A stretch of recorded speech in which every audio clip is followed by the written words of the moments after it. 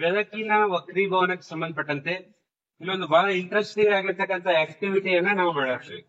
Okay, activity ಏನಪ್ಪಾ ಅಂತ, ಆಕ್ಟಿವಿಟಿಗಾಗಿ ನಾನು ಏನೇನು ವಸ್ತುಗಳನ್ನ ಬಳಸತ್ತೀನಿ ನೋಡ್ರಿ. ಒಂದು ತಟ್ಟೆಯನ್ನು ಬಳಸತ್ತೀನಿ, ಸ್ವಲ್ಪ ಅಂಚಿರ್ಬೇಕಲ್ಲ, ಅಂಚಿರ್ಬೇಕು, ಅಂದ್ರೆ ಸ್ವಲ್ಪ ಅಂಚು ಎತ್ತರ ಇರ್ಬೇಕು ಅಂತ ಒಂದು ತಟ್ಟೆಯನ್ನು ಬಳಸತ್ತೀನಿ. ಜೊತೆಗೆ ಒಂದು 5 ರೂಪಿ ಕಾಯಿನ್ ಅನ್ನ ಬಳಸಾಕ್ತೇನೆ.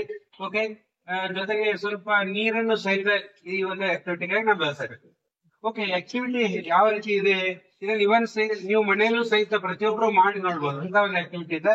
ಏನಪ್ಪಾ ಅಂದ್ರೆ, ಮೊದಲು ತಟ್ಟೆಯ ಮಧ್ಯದಲ್ಲಿ ಏನ್ ಮಾಡ್ತೀರಿ, ಒಂದು ಕಾಯಿನ್ ಅನ್ನ ಇಡ್ತೀರಿ. ಇನ್ನು ಒಬ್ಬ ವಿದ್ಯಾರ್ಥಿ ಬರೋದ್ರಿಂದ ನಿಮ್ಮ ಪ್ರತಿನಿಧಿಯನ್ನ ನಾನು ಇಲ್ಲಿ ಕರೆದ್ದೇನೆ. ಈಗ ನೀ ಏನ್ ಮಾಡ್ಬೇಕಂದ್ರೆ, ಇಲ್ಲಿದ್ದು ಆ ಕಾಯಿನ್ ನೋಡ್ತಾ ನೋಡ್ತಾ ಏನ್ ಮಾಡ್ಬೇಕು, ಹಿಂದ್ ಸರಿತಾ ಹೋಗ್ಬೇಕು. ಎಲ್ಲಿವರೆಗೆ ಹಿಂದ್ ಸರಿಬೇಕಂದ್ರೆ ಆ ಕಾಯಿನ್ ಕಾಣಿಸುದಿಲ್ಲ, ಅಂಚು ಏನಾಗ್ಬೇಕು, ಅಂಚದಲ್ಲಿ ಅಡ್ಡ ಬರ್ಬೇಕು. ಅಲ್ಲಿವರೆಗೆ ಏನ್ ಮಾಡ್ಬೇಕಂದ್ರೆ ಹಿಂದ್ ಸರಿತಾ ಹೋಗ್ಬೇಕು. ಸತ್ತು ಏನ್ ಮಾಡ್ಬೇಕಂದ್ರೆ ಎಲ್ಲಿಗೆ ಅದು ಕಾಣುದಿಲ್ಲ, ಕಾಯಿನ್ ಕಾಣುದಿಲ್ಲ, ಅಲ್ಲಿ ನಿಂತು ಬಿಡ್ಬೇಕು.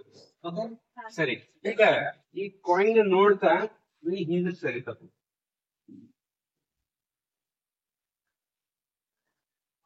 ಈಗ ನಿನಗೆ ಕಾಯಿನ್ ಕಾಣಿಸ್ತಾ ಇಲ್ಲ. ಓಕೆ, ಅದೇ ರೀತಿ ಇಲ್ಲೂ ಸಹಿತ ನೀವು ಇದೇ ರೀತಿಯ ಚಟುವಟಿಕೆಯನ್ನು ಮನೆಯಲ್ಲೂ ಸಹಿತ ಮಾಡಬಹುದು. ನೋಡೋಣ ಈಗ ಏನಂತ. ಈಗ ಕಾಯಿನ್ ಕಾಣ್ತಾ ಇಲ್ಲ. ಓಕೆ, ಈಗ ನೋಡ್ರಿ, ಈ ತಟ್ಟೆಗೆ ನಾ ಏನ್ ಮಾಡತ್ತೇನೆ ಅಂದ್ರೆ ನೀರನ್ನ ಹಾಕ್ತಾ ಇದ್ದೀನಿ. ಓಕೆ, ಈ ತಟ್ಟೆಗೆ ನಾ ಏನ್ ಮಾಡತ್ತೇನೆ, ಈಗ ನೀರನ್ನ ಹಾಕ್ತಾ ಇದ್ದೀನಿ. ಹಾಗಾದ್ರೆ ಈಗ ಏನಾಯ್ತು ಅಂತ ಹೇಳಿ, ಈಗ ಕಾಯಿನ್ ಕಾಣಿಸುತ್ತೆ ನೋಡ್ರಿ. ಎಷ್ಟು ಮ್ಯಾಜಿಕ್ ಐತ್ ನೋಡ್ರಿ. ಮೊದಲು ಚಟುವಟಿಕೆ ಆರಂಭಿಸುವ ಮೊದಲು ಆರಂಭದಲ್ಲಿ ನಾನು ಕಾಯಿನ್ ಇಟ್ಟಿದ್ದೆ. ನೀರ್ ಹಾಕೋಕ್ಕಿಂತ ಮೊದಲು ಅದ ಕಾಣ್ತಾ ಇರಲಿಲ್ಲ, ಯಾಕಂದ್ರೆ ತಟ್ಟೆ ಅಂಚು ಅಡ್ಡ ಬರ್ತಾ ಇದೆ. ಯಾವಾಗ ನಾನು ನೀರ್ ಹಾಕಿದ್ನಿ ಆಗ ಕಾಣಿಸ್ಲಿಕ್ಕೆ ಆರಂಭ ಆಯ್ತು. ಹಾಗಾದ್ರೆ ಹೀಗೆ ಯಾಕಾಯ್ತು ಅಂತಕ್ಕಂಥದ್ದಕ್ಕೆ ನಾವು ಉತ್ತರವನ್ನ ಕಂಡ್ಕೋಬೇಕಾಗಿದೆ. ಹೌದಾ? ಹಾಗಾದ್ರೆ ಏನಾಗಿರ್ಬೋದು ಇಲ್ಲಿ, ಆ ಕಾಯಿನ್ ಏನಾದ್ರೂ ನೀರು ತೇಲಾಗ್ತಿದೆ ಅನ್ನೋದು ಇಲ್ಲ, ಮತ್ತೆ ಆದ್ರೂ ಯಾಕೆ ಕಾಣಿಸಾಕೈತದು? ಇದನ್ನ ನಿಮ್ಮ ಮನಸ್ಸಿನಲ್ಲಿ, ಈ ಪ್ರಶ್ನೆನ ನಿಮ್ ಮನಸ್ಸೊಳಗೆ ಇಟ್ಕೊರಿ. ಈ ಒಂದು ಪರಿಕಲ್ಪನೆ ಕಲಿಸಿ ಆದ ನಂತರ ನೀವೇ ಇದಕ್ಕೆ ಉತ್ತರ ಕೊಡೋದು. ಈಗ ಮತ್ತೊಂದು ಚಟುವಟಿಕೆಯನ್ನ ನಾನು ಮಾಡ್ತಾ ಇದ್ದೇನೆ. ಓಕೆ, ಚಟುವಟಿಕೆಯನ್ನ ನೋಡೋಣ. ಎಸ್, ಈಗ ನಂತರದ ಚಟುವಟಿಕೆಗಾಗಿ ನಾ ಏನ್ ಮಾಡೋದನಪ್ಪ ಅಂತಂದ್ರೆ, ಎರಡನೇ ಚಟುವಟಿಕೆ. ಇದಕ್ಕಾಗಿ ಒಂದು ಬೀಕರ್ ಅನ್ನ ನಾನು ತೆಗೆದುಕೊಂಡಿದ್ದೇನೆ. ಬೀಕರ್, ಈ ಬೀಕರ್ ನನಗೊಂದು ಹೊಸದೊಂದು ಪೆನ್ಸಿಲ್ ಕೊಡ್ಬೇಕು ಯಾರಾದ್ರು.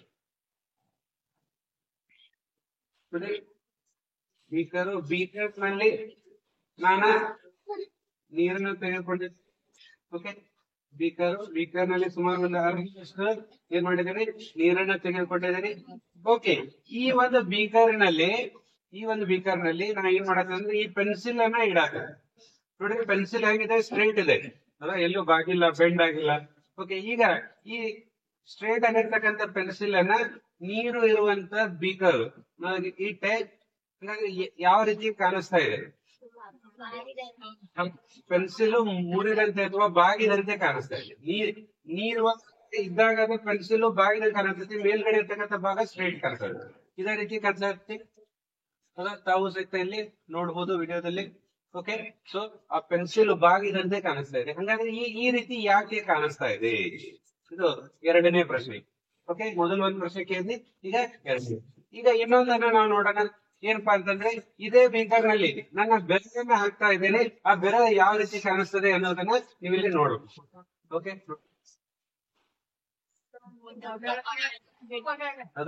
ಬೆರಳು ಯಾವ ರೀತಿ ಕಾಣಿಸ್ತಾ ಇದೆ ನೋಡಿ. ಮೊದಲು ಹೊರಗಡೆ ಇದ್ದಾಗ ಯಾವ ರೀತಿ ಕಾಣಿಸ್ತಾ ಇದೆ, ನೀರೊಳಗಿದ್ದಾಗ ಯಾವ ರೀತಿ ಕಾಣಿಸ್ತಾ ಇದೆ. ಸೊ ಹಾಗಾದ್ರೆ ಬೆರಳು ಏನಾಗಿ ಕಾಣಿಸ್ತಾ ಇದೆ, ದೊಡ್ಡದಾಗಿ ಕಾಣಿಸ್ತಾ ಇದೆ. ನೀರೊಳಗೆ ಎದ್ದಿದಾಗ ಆ ಬೆರಳು ಯಾಕೆ ದೊಡ್ಡದಾಗಿ ಕಾಣಿಸ್ತು, ಈ ಪ್ರಶ್ನೆಗೂ ಸಹಿತ ನಾವು ಉತ್ತರವನ್ನ ಕಂಡ್ಕೋಬೇಕಾಗಿದೆ. ಓಕೆ, ಇದ್ರ ಜೊತೆಗೆ ಇನ್ನೊಂದು ನಾವು ಚಟುವಟಿಕೆ ಮಾಡೋಣ. ಇನ್ನೊಂದು ಚಟುವಟಿಕೆ ಏನಂತಂದ್ರೆ, ಇದಕ್ಕೆ ಮತ್ತೊಬ್ಬ ಸ್ಟೂಡೆಂಟ್ ಬರಬೇಕು. ಓಕೆ, ಏನ್ ಬರ್ ಓಕೆ, ಇಲ್ಲಿ ನಾ ಏನ್ ಮಾಡುತ್ತೇನೆ ನೋಡ್ರಿ, ಈ ಚಟುವಟಿಕೆ ಒಳಗ ಒಂದು ಬೀಕರ್ ತಗೊಳ್ಳೇನೆ. ಆ ಬೀಕರ್ ಒಳಗಡೆ ನಾ ಏನ್ ಮಾಡುತ್ತೇನೆ, ಒಂದು ಕಾಯಿನ್ ಅನ್ನ ಇಡತ್ತೇನೆ. ಕಾಯಿನ್ ಇಡತ್ತೇನೆ ನೋಡಿ. ಈಗ ಇಲ್ಲಿ ತಗೊಂಡು ನೋಡಿ, ಅದನ್ನ ನೋಡಿ, ಕಾಯಿನ್ ನೋಡಿ. ಓಕೆ, ಈಗ ನಾನು ಬೀಕರ್ ಏನ್ ಮಾಡಿದ್ನಂದ್ರೆ ನೋಡ್ರಿ ಬೀಕರ್ ಒಂದು ಕಾಯಿನ್ ಇಟ್ಟಿದ್ದೇನೆ, ಅವ್ನು ಅಬ್ಸರ್ವ್ ಮಾಡತ್ತಾನ ಅದನ್ನ. ಓಕೆ, ಈಗ ನಾನು ಆ ಬೀಕರ್ ಏನ್ ಮಾಡ್ತೀನಿ, ನೀರನ್ನ ಹಾಕ್ತೀನಿ. ಓಕೆ, ನೀರ್ ಹಾಕಿದೆ. ಈಗ ಆ ಕಾಯಿನ್ ಹೆಂಗ್ ಕಾಣಿಸ್ತಾ ಇದೆ ಅಂದ್ರೆ ಅಲ್ಲೇ ಮೊದಲು ಎಲ್ಲಿತ್ತು ಅಲ್ಲೇ ಇದ್ದಾಗ ಕಾಣಿಸ್ತಾ ಇದ್ದೇನೋ ಅಥವಾ ಹೆಂಗ್ ಕಾಣಿಸ್ತದೆ? ಆ ಕಾಯಿನ್ ಮೇಲೆ ಬಂದಂತೆ ಕಾಣಿಸ್ತದೆ, ಹೌದಾ? ನೀರು ಇರುವಂತಹ ಬೀಕರ್ನೊಳಗಿದ್ದಂತ ಕಾಯಿನ್ ಹೆಂಗ್ ಕಾಣಿಸ್ತದೆ? ಮೇಲೆ ಬಂದಂತೆ ಕಾಣಿಸ್ತಾ ಇದೆ. ಈ ಎಲ್ಲ ಪ್ರಶ್ನೆಗಳಿಗೆ ಕಾರಣ ಏನು?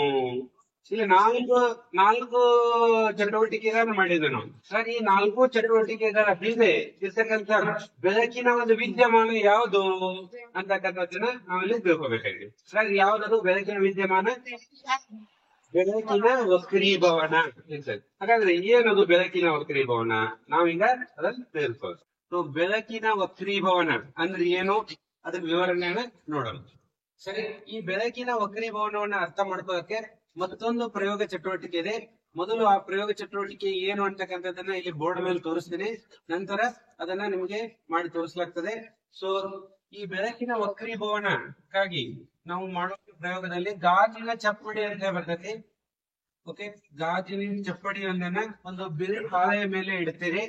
ಇಟ್ಟು ಆ ಗಾಜಿನ ಚಪ್ಪಡಿಯ 4 ಬದಿಗಳನ್ನ ಏನ್ ಮಾಡ್ತೀರಿ ಅಂದ್ರೆ ABCD ಅಂತ ಮಾರ್ಕ್ ಮಾಡ್ಬೇಕು.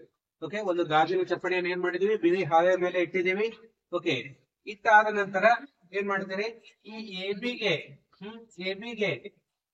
ಏನು ಬದಿ ಐತಲ್ಲ ಅಲ್ಲಿ 2 ಗುಂಡು ಸೂಜಿಗಳನ್ನ ಚುಚ್ಕೋತೀವಿ. ಸೊ ಇದು ಗುಂಡು ಸೂಜಿ 1, ಇದು P1 ಅನ್ನು, ಇದು ಗುಂಡು ಸೂಜಿ 2. ಓಕೆ, 2 ಗುಂಡು ಸೂಜಿಗಳನ್ನ ಚುಚ್ಕೋತೀರಿ.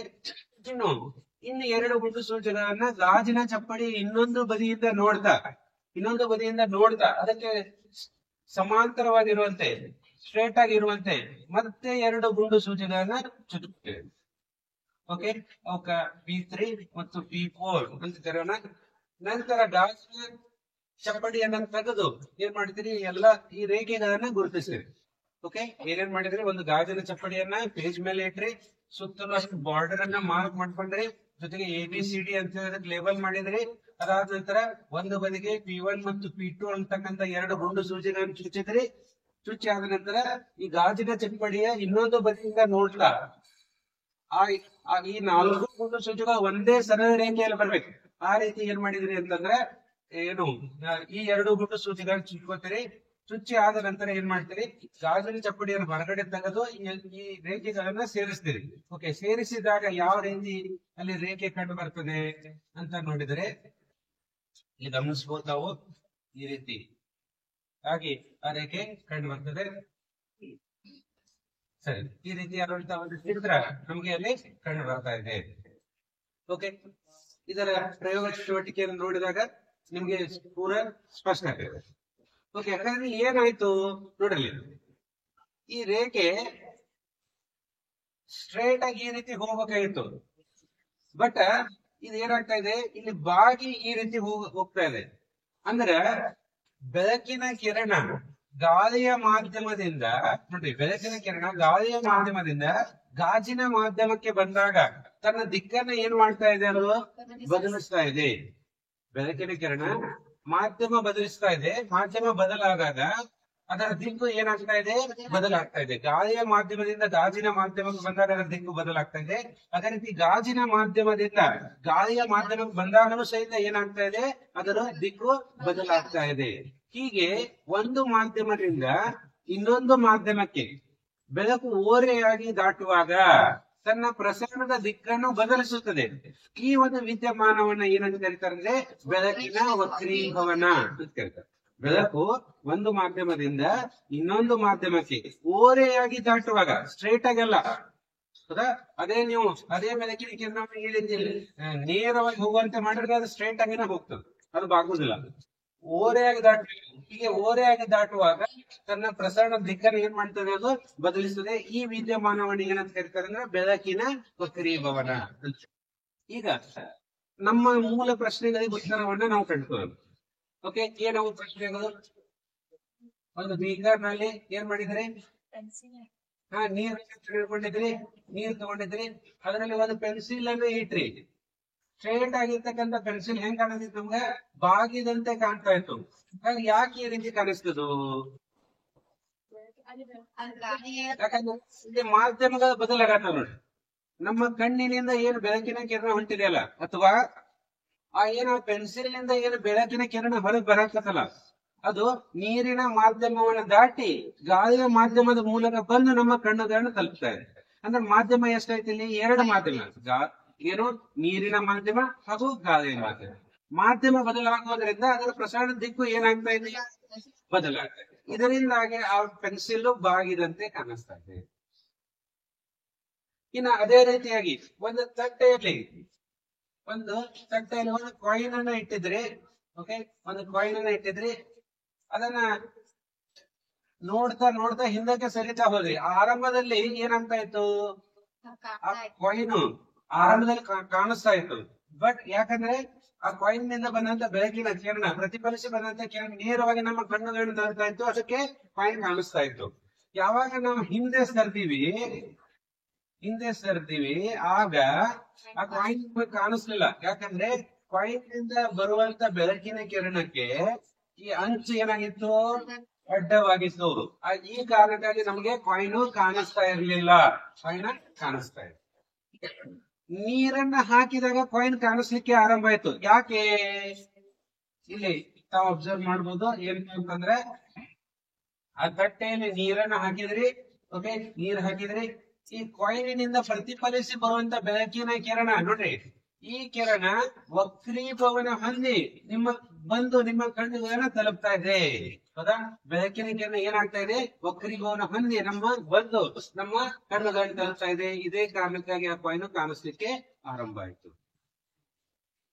ಅದೇ ರೀತಿ ಇನ್ನೊಂದು ಚಟುವಟಿಕೆ ಮಾಡಿದ್ವಿ. ಏನಂತಂದ್ರೆ ಒಂದು ಬೀಕರ್ ನಲ್ಲಿ ನೀರನ್ನು ತೆಗೆದು ಒಂದು ಬೀಕರ್ ನಲ್ಲಿ ಒಂದು ಕಾಯಿನ್ ಅನ್ನ ಇಟ್ಟಿದ್ವಿ. ಮೇಲ್ಗಡೆಯಿಂದ ನೋಡಿದಾಗ ಅದರ ಆಳ ಬೇರೆ ಇತ್ತು. ಅದೇ ಬೀಕರ್ಗೆ ನೀರ್ ಹಾಕಿದ್ವಿ. ನೀರ್ ಹಾಕಿದಾಗ ಈ ಕಾಯಿನ್ ಮೇಲಕ್ಕೆ ಬಂದಂತೆ ಕಾಣ್ತಾ ಇತ್ತು. ಅಗೇನ್ ಯಾಕೆ? ಕಾರಣ ಏನು ಅಂತ ವಿಚಾರ ಮಾಡಿದ್ರೆ, ಈ ಕಾಯಿನ್ ನಿಂದ ಬರುವಂತ ಬೆಳಕಿನ ಕಿರಣ ವಕ್ರೀಭವನ ಹೊಂದಿ ನಮ್ಮ ಕಣ್ಣುಗಳನ್ನ ತಲುಪ್ತಾ ಇದೆ. ಮಾಧ್ಯಮ ಬದಲಾಗೋದ್ರಿಂದ ಬೆಳಕಿನ ಪ್ರಸರಣದ ದಿಕ್ಕು ಏನಾಗ್ತಾ ಇದೆ? ಬದಲಾಗ್ತಾ ಇದೆ. ಹೀಗಾಗಿ ಆ ಕಾಯಿನ್ ನಿಜವಾಗಿ ಇರುವುದಕ್ಕಿಂತ ಮೇಲೆ ಬಂದಂತೆ ಕಾಣಿಸ್ತಾ ಇದೆ.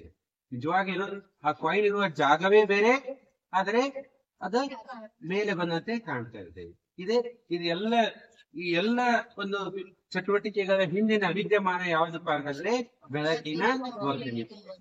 ಇನ್ನು ನಿಜ ಜೀವನದಲ್ಲಿ ಈ ಒಂದು ವಿದ್ಯಮಾನ ಯಾವ ರೀತಿ ನಮಗೆ ಸಹಕಾರಿಯಾಗಿದೆ, ಅಥವಾ ಯಾವ ರೀತಿ ಈ ವಿದ್ಯಮಾನ ಕಾರ್ಯನಿರ್ವಹಿಸ್ತದೆ ಅಂತಕ್ಕಂಥದ್ದನ್ನು ನಾವು ನೋಡೋದಾದ್ರೆ, ನಿಜ ಜೀವನದಲ್ಲಿ ಇದರ ಪಾತ್ರ ಬಹಳ ದೊಡ್ಡದಿದೆ. ಎಷ್ಟೋ ಸರ್ತಿ ನಾವು ಮೋಸಕ್ಕೂ ಒಳಗಾಗ್ತೇವೆ. ಓಕೆ, ಈ ಒಂದು ನೈಸರ್ಗಿಕ ವಿದ್ಯಮಾನದಿಂದ ನಾವು ಮೋಸಕ್ಕೂ ಒಳಗಾಗ್ತೇವೆ. ಯಾವ ರೀತಿ? ಈಗ ನೀವು ಈಜ್ಬೇಕಂತ ಹೇಳಿ ಒಂದು ಸ್ವಿಮ್ಮಿಂಗ್ ಪೂಲಿಗೆ ಹೋಗಿದ್ದಾರೆ, ಒಂದು ಸ್ವಿಮ್ಮಿಂಗ್ ಪೂಲಿಗೆ ಹೋಗಿದ್ದಾರೆ. ಓಕೆ, ಸ್ವಿಮ್ಮಿಂಗ್ ಪೂಲ್ ದಂಡೆಯಲ್ಲಿ ನಿಂತು ಏನ್ ಮಾಡ್ತೀರಿ? ಆ ಸ್ವಿಮ್ಮಿಂಗ್ ಪೂಲ್ ನಲ್ಲಿ ಇರ್ತಕ್ಕಂಥ ಆಳವನ್ನ ನೋಡ್ತೀರಿ. ಸ್ವಿಮ್ಮಿಂಗ್ ಪೂಲ್ ತಳವನ್ನ ನೋಡ್ತೀರಿ. ನೀವು ಹೆಂಗ್ ಕಾಣಿಸ್ತದು? ನಿಜವಾಗಿರೋಕ್ಕಿಂತನೂ ಮ್ಯಾಲೆ ಏನ ಅಲ್ಲಿ ಬಾ ಅಂದ್ರೆ ಸ್ವಿಮ್ಮಿಂಗ್ ಪೂಲ್ ಒಂದ್ ಮೊಣಕಾಲ್ ಮಟ್ಟ ನೀರ್ ಇರ್ಬೋದು. ಆದ್ರೆ ನೀವು ಇಳಿದಾಗ ಗೊತ್ತೈತಿ ನಿಮ್ ಕುತ್ತಿಗೆ ಮಟ್ಟನೂ ನೀರ್ ಇರ್ತೈತಿ, ಅಥವಾ ನೀವು ಮುಳುಗ್ ಹೋಗುವಷ್ಟು ನೀರು ಅಲ್ಲಿ ಇರಬಹುದು. ಸೊ ಯಾವತ್ತಾದ್ರೂ ಈಜಲಿಕ್ಕೆ ಕೆರೆಗೋ ಬಾವಿಗೋ ಅಥವಾ ಸ್ವಿಮ್ಮಿಂಗ್ ಪೂಲ್ಗೋ ಹೋದಂತ ಸಂದರ್ಭದೊಳಗ ಆಳವನ್ನ ಮೇಲ್ಗಡೆ ದಂಡಿಯಲ್ಲಿ ಎತ್ಕೊಂಡು ಮೇಲ್ಗಡೆಯಿಂದ ನೋಡಿ ಆಳ ಕಡಿಮೆ ಇದೆ ಅಂತ ಹೇಳಿ ನಿರ್ಧರಿಸಕ್ ಹೋಗ್ಬೇಡ್ರಿ. ಯಾಕಂದ್ರೆ ಬೆಳಕಿನ ವಕ್ರೀಭವನದಿಂದಾಗಿ ಅದು ನಿಜವಾಗಿ ಇರುವ ನೀರಿನ ಆಳವೇ ಬೇರೆ, ನಮಗೆ ಗೋಚರಿಸ್ತಾ ಇರುವಂತ ನೀರಿನ ಆಳವೇ ಬೇರೆ ಅಂತಕ್ಕಂಥ. ಇನ್ನು ಅದೇ ರೀತಿ ಎಷ್ಟೋ ಸರ್ತಿ ನಾವು ನೀರಿನಲ್ಲಿ ಇರುವಂತ ವಸ್ತುಗಳನ್ನ ಹಿಡಿಲಿಕ್ಕೆ ಹೋದಾಗ ನಮ್ಗೆ ಅವು ಸಿಗೋದೇ ಇಲ್ಲ. ಹೌದಾ? ಓಕೆ, ಈಗ ಒಂದು ಚಿಕ್ಕ ಒಂದು ನೀರಿನ ಹೊಂಡ ಇದೆ ಅಂತ ಅನ್ಕೋರಿ. ಚಿಕ್ಕದಾಗಿ ಒಂದು ನೀರಿನ ಹೊಂಡ ಇದೆ. ಓಕೆ, ಅದ್ರಲ್ಲಿ ಒಂದು ಮೀನಿದೆ ಅಂತ ಅನ್ಕೋಣ. ಒಂದು ಏನಿದೆ? ಮೀನಿದೆ.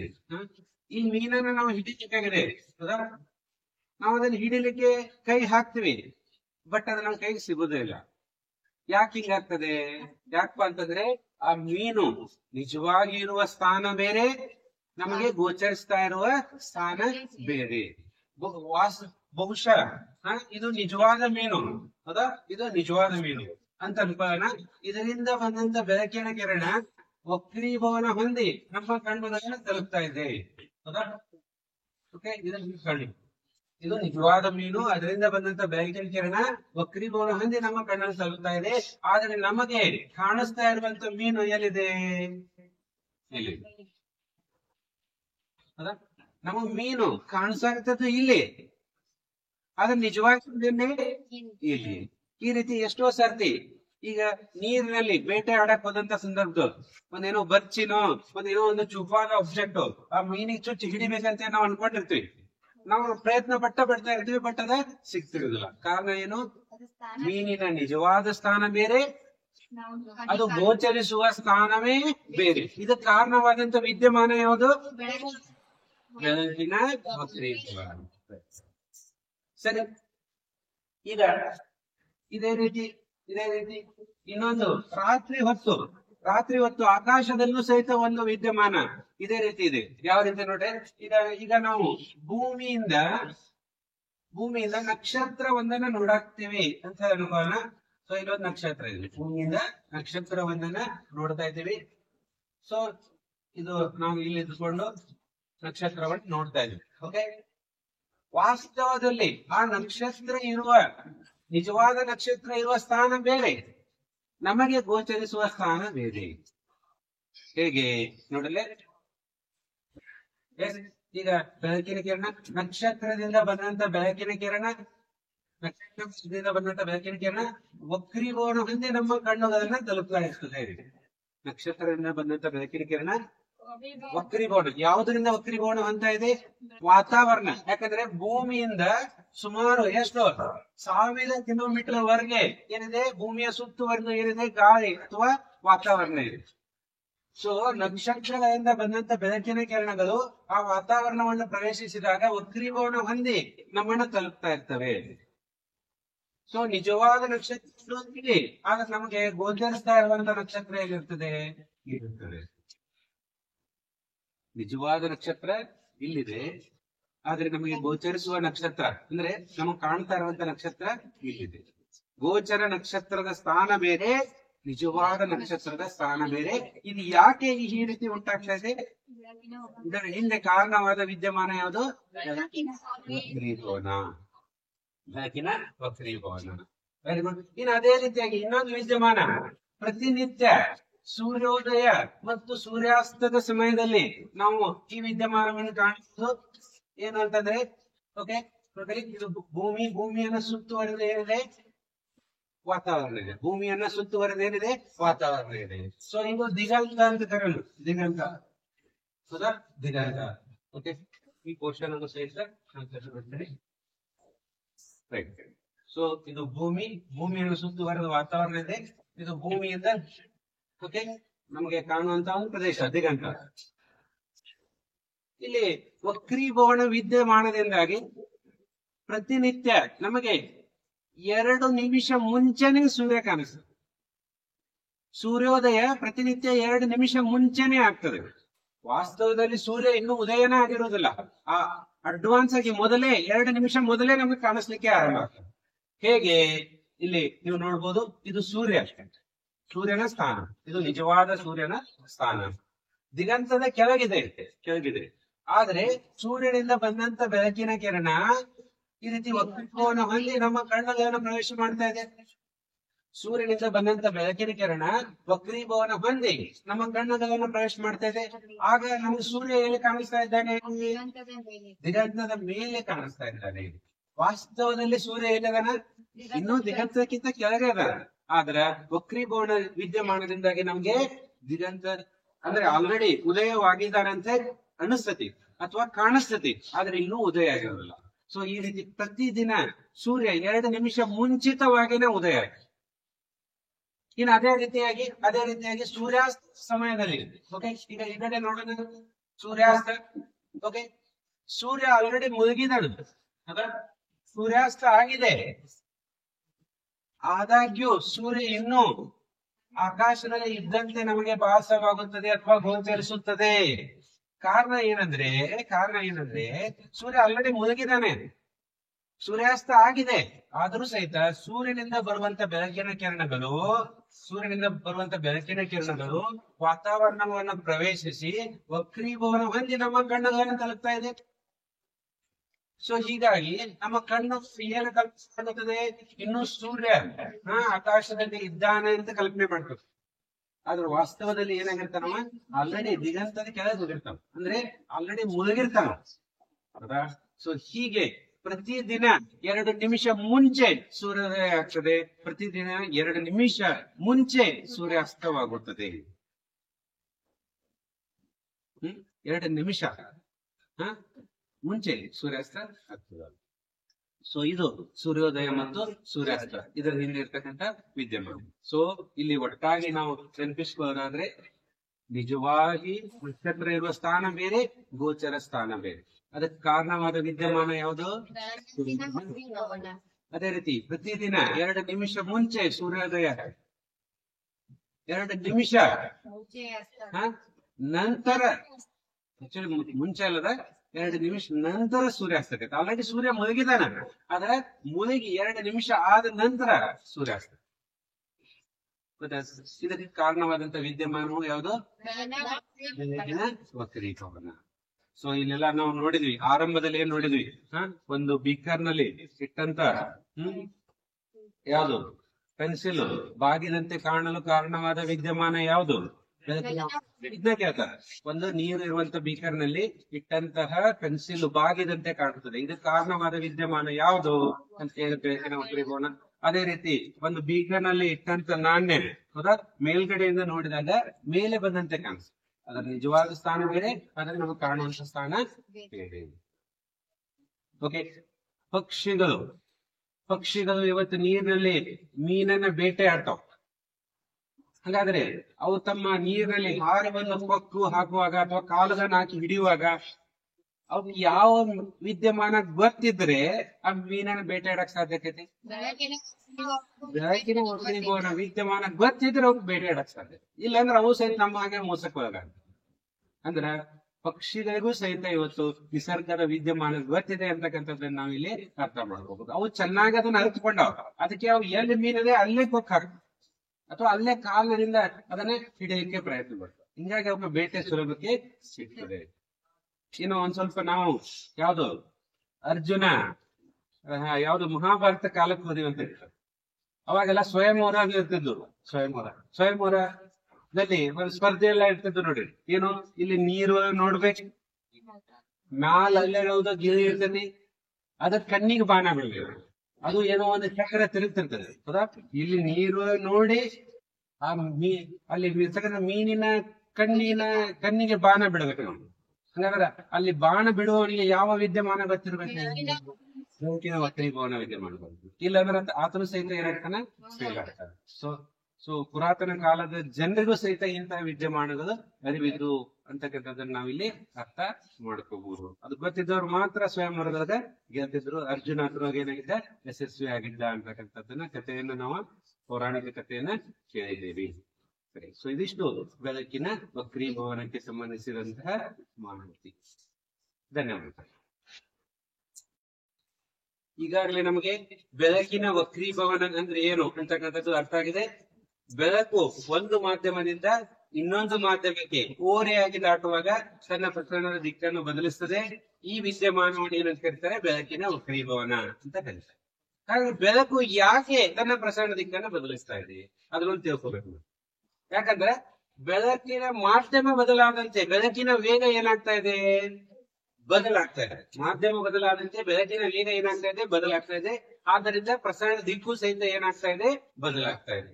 ಗಾಳಿಯಲ್ಲಿ ಬೆಳಕಿನ ವೇಗ ಹೆಚ್ಚಿರ್ತದೆ. ಅದೇ ಗಾಜನ್ನ ಪ್ರವೇಶ ಮಾಡಿದಾಗ ಅಂದ್ರೆ ಗಾಜಿನ ಸಾಂದ್ರತೆ ಹೆಚ್ಚಿರೋದ್ರಿಂದ ಬೆಳಕಿನ ವೇಗ ಸ್ವಲ್ಪ ಏನಾಕತಿ? ಕಡಿಮೆ ಆಕತಿ. ಅದಕ್ಕೆ ದಿಕ್ಕು ಬದಲಾಗ್ತದೆ. ಮತ್ತೆ ಗಾಜಿನಿಂದ ಗಾಳಿಯ ಮಾಧ್ಯಮಕ್ಕೆ ಬಂದಾಗ ಮತ್ತೆ ಬೆಳಕಿನ ವೇಗ ಹೆಚ್ಚಾಗೋದ್ರಿಂದ ಮತ್ತೆ ಹಾಗೆ ದಿಕ್ಕು ಬದಲಾಗ್ತದೆ. ಸೊ ಬೆಳಕಿನ ವೇಗದಲ್ಲಿ ಬದಲಾವಣೆ ಆಗೋದ್ರಿಂದ ಪ್ರಸರಣ ದಿಕ್ಕಿನ ಸಹಿತ ಬದಲಾವಣೆ ಆಗ್ತದೆ ಅಂತ ನಾವಿಲ್ಲಿ ಅರ್ಥ ಇಟ್ಕೋಬಹುದು. ಇದರ ಜೊತೆಗೆ ಪರೀಕ್ಷಾ ದೃಷ್ಟಿಯಿಂದ ನೋಡೋದಾದ್ರೆ ಬಹಳನೇ ಇಂಪಾರ್ಟೆಂಟ್ ಅಂತ ಹೇಳ್ಬೋದು. ಅಲ್ಟ್ರಾ ಇಂಪಾರ್ಟೆಂಟ್ ಏನದು? ಬೆಳಕಿನ ವಕ್ರೀಭವನದ ನಿಯಮಗಳು. ಈಗ ಆಲ್ರೆಡಿ ಬೆಳಕಿನ ಪ್ರತಿಫಲನ ನಿಯಮಗಳು ನಮಗೆ ಗೊತ್ತದವ. ಅದೇ ಮಾದರಿಯಲ್ಲಿ ಬೆಳಕಿನ ವಕ್ರೀಭವನದ ನಿಯಮಗಳು ಇರ್ತವೆ. ಬಹಳ ಇಂಪಾರ್ಟೆಂಟ್. ಯೂಶುವಲಿ ಒಂದಾದ್ರೂ ಪ್ರಶ್ನೆ ಇದ್ರ ಮೇಲೆ ಯೂಶುವಲಿ ಇದೆ, ಗ್ಯಾರಂಟಿ ಇದೆ ಅಂತ ಹೇಳ್ಬೋದು. ಹಾಗಾದ್ರೆ ಏನದು ಬೆಳಕಿನ ವಕ್ರೀಭವನದ ಮೊದಲ ನಿಯಮವನ್ನ ನಾವು ನೋಡೋಣ. ಇಲ್ಲಿ ಬಹಳ ಸಿಂಪಲ್ ಇದೆ. ಪತನ ಕಿರಣ ಅಂದ್ರೆ ಯಾವ್ದು, ಇಲ್ಲಿ ತೋರಿಸ್ತಾ ಇದ್ದೇವಲ್ಲ, ಇದು ಏನಿದು ಪತನ ಕಿರಣ, ಇದೇನು ವಕ್ರೀಮ ಕಿರಣ. ಇದು ಯಾಕಂದ್ರೆ ವಕ್ರೀಭವನ ಹೊಂದಿದೆ. ಸೊ ಇದು ಪತನ ಕಿರಣ, ಇದು ವಕ್ರೀಮ ಕಿರಣ. ಇಲ್ಲಿ ಪತನ ಬಿಂದು ಇದೆ. ಆ ಪತನ ಬಿಂದುವಿನಲ್ಲಿ ಒಂದು ಲಂಬ ಬಳಿ ಎಳೆದಿದ್ದೀವಿ. ಸೊ ಈ ಮೂರು ಏನಿರ್ತಾವ ಅಂದ್ರೆ ಒಂದೇ ಸಮತಲದಲ್ಲಿ ಇರುತ್ತವೆ. ಇದು ಬೆಳಕಿನ ವಕ್ರೀಭವನದ ಮೊದಲ ನಿಯಮ. ಇನ್ನೊಮ್ಮೆ ರಿಪೀಟ್ ಮಾಡತ್ತೀನಿ. ಪತನ ಕಿರಣ, ವಕ್ರೀಮ ಕಿರಣ, ಪತನ ಬಿಂದುವಿನಲ್ಲಿ ಎಳೆದ ಲಂಬ, ಈ ಮೂರು ಒಂದೇ ಸಮತಲದಲ್ಲಿ ಇರುತ್ತವೆ. ಇದು ವಕ್ರೀಭವನದ ಮೊದಲನೇ ನಿಯಮ. ಇನ್ನು ಅದೇ ರೀತಿಯಾಗಿ ಬೆಳಕಿನ ವಕ್ರೀಭವನದ ಎರಡನೇ ನಿಯಮ, ಇದನ್ನ ಸ್ನೇಹಣ ನಿಯಮ ಅಂತ ಸಹಿತ ಕರೆಯಲಾಗ್ತತಿ. ಇದೇನ್ ಹೇಳ್ತದೆ ಅಂತಂದ್ರೆ ಪತನ ಕೋನದ ಸೈನ್. ಈಗ ನಾವು ಗಣಿತದಲ್ಲಿ ಸೈನ್ ತೀಟಾ ಅಥವಾ ಸೈನ್ ಅಂತ ಹೇಳ ಕಲಿತೇವೆ ನಾವು. ಸೈನ್ ಅಂದ್ರೆ ಏನು, ಅಭಿಮುಖ ಬಾಹು. ಇದು ಪತನ ಕೋನ ಅಂತಂದ್ರೆ ಇದು ಅಭಿಮುಖ ಬಾಹು, ಇದು ವಿಕರ್ಣ. ಅದ ಅಭಿಮುಖ ಬಾಹುವಾಗ್ಲೇ ವಿಕರ್ಣ, ಇದನ್ನ ಸೈನ್ ಅಂತ ನಾವು ಓದ್ತೀವಿ. ಹೀಗೆ ಇಲ್ಲಿ ನಾವು ನೋಡಿದ್ರೆ ಪತನ ಕೋನದ ಸೈನು ಹಾಗೂ ವಕ್ರೀಮ ಕೋನದ ಸೈನು ಇವುಗಳ ಅನುಪಾತ ಏನಾಗಿರ್ತದೆ ಅಂದ್ರೆ ಸ್ಥಿರವಾಗಿರುತ್ತದೆ. ಇದನ್ನ ವಕ್ರೀಕೋನದ ಎರಡನೇ ನಿಯಮ ಅಂತ ಕರೀತಾರೆ. ಇದನ್ನ ಗಣಿತದ ರೂಪದಲ್ಲಿ ನಾವು ಈ ರೀತಿ ತೋರಿಸಬಹುದು.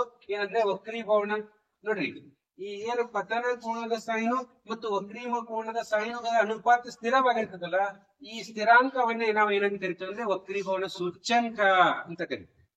ವಕ್ರೀಭವನ ಸೂಚ್ಯಂಕಕ್ಕೆ ಗ್ರೀಕ್ ಲೆಟರ್ ಮ್ಯೂ, ಈ ಎಂ ಏನ್ ಬರ್ತೇವೋ ಅದನ್ನ ಸ್ವಲ್ಪ ಸ್ಟೈಲಿಶ್ ಆಗಿ ಬರ್ತೀವಿ, ಮ್ಯೂ ಅಂತ ಕರಿತೀವಿ. ಈ ಸಂಕೇತದಿಂದ ಸೂಚಿಸ್ತೀವಿ. ಸೊ ವಕ್ರೀಭವನ ಸೂಚ್ಯಂಕ ಮ್ಯೂ ಈಸ್ ಈಕ್ವಲ್ ಟು ಪತನ ಕೋನದ ಸೈನು ಡಿವೈಡೆಡ್ ಬೈ ವಕ್ರೀಮ ಕೋನದ ಸೈನ್. ಈ ರೀತಿ ಗಣಿತದ ರೂಪದಲ್ಲಿ ನಾವು ಇದನ್ನ ತೋರಿಸಬಹುದು. ಮುಂದುವರೆದು ಇನ್ನೂ ಒಂದು ರೀತಿ ಸೂತ್ರದ ರೂಪದಲ್ಲಿ ವಕ್ರೀಭವನ ಸೂಚ್ಯಂಕವನ್ನು ಹೇಳಬಹುದು. ಅದೇನಪ್ಪಾ ಅಂದ್ರೆ ವಕ್ರೀಭವನ ಸೂಚ್ಯಂಕ ಇಸ್ ಈಕ್ವಲ್ ಟು ಮೊದಲ ಮಾಧ್ಯಮದಲ್ಲಿ ಬೆಳಕಿನ ವೇಗ ಡಿವೈಡೆಡ್ ಬೈ ಎರಡನೆಯ ಮಾಧ್ಯಮದಲ್ಲಿ ಬೆಳಕಿನ ವೇಗ. ಈ ಸೂತ್ರದಿಂದನೂ ಅದನ್ನ ನಿರೂಪಿಸಲಾಗ್ತದೆ. ಸೊ ಇಲ್ಲಿ ಈ ವಕ್ರೀಭವನದ ಎರಡು ನಿಯಮಗಳು ಬಹಳ ಆಲ್ಮೋಸ್ಟ್ ಪ್ರತಿಫಲನದ ನಿಯಮಗಳಂತೆನೇ ಅದಾವ. ಅಲ್ಲಿ ಬಳಸಿ ಶಬ್ದಗಳು ಎಲ್ಲ ಸೇಮ್ ಅದಾವ. ಸಣ್ಣ ಪುಟ್ಟ ಒಂದೆರಡು ಪದ ಚೇಂಜ್ ಮಾಡಿಬಿಟ್ರೆ ಮುಗಿದೋದು. ಪ್ರತಿಫಲನದ ನಿಯಮ ಹೇಳುವಾಗ ಏನ್ ಹೇಳ್ತಿದ್ವಿ, ಪತನ ಕಿರಣ, ಪ್ರತಿಫಲಿತ ಕಿರಣ ಹಾಗೂ ಪತನ ಬಿಂದುವಿನಲ್ಲಿ ಎಳೆದ ಲಂಬ ಮೂರು ಒಂದೇ ಸಮತಲದಲ್ಲಿ ಇರುತ್ತವೆ ಅಂತ ಹೇಳ್ತಿದೀವಿ. ಅಲ್ಲಿ ಪ್ರತಿಫಲಿತ ಕಿರಣ ಜಾಗದಲ್ಲಿ ಯಾವ ಕಿರಣ ಹಾಕತ್ತೀವಿ, ವಕ್ರೀಮ ಕಿರಣ ಅಂತಕ್ಕಂಥ ಶಬ್ದ ಹಾಕತ್ತಿದ್ದೇವೆ. ಇದು ಒಂದು ಶಬ್ದ ಚೇಂಜ್ ಮಾಡ್ಬಿಟ್ರೆ ಮೊದಲೇ ನಿಯಮ ಚೇಂಜ್ ಆದ. ಅಲ್ಲೇನಿತ್ತು, ಪತನ ಕೋನ ಪ್ರತಿಫಲಿತ ಕೋನ ಸಮನಾಗಿರುತ್ತವೆ ಅಂತಿತ್ತು. ಇಲ್ಲಿ ಸ್ವಲ್ಪ ಚೇಂಜ್ ಮಾಡುತ್ತೆ ಎರಡನೇ ನಿಯಮ. ಏನು, ಪತನ ಕೋನದ ಸೈನು ಹಾಗೂ ವಕ್ರೀಮ ಕೋನದ ಸೈನುಗಳ ಅನುಪಾತ ಸ್ಥಿರವಾಗಿರುತ್ತದೆ.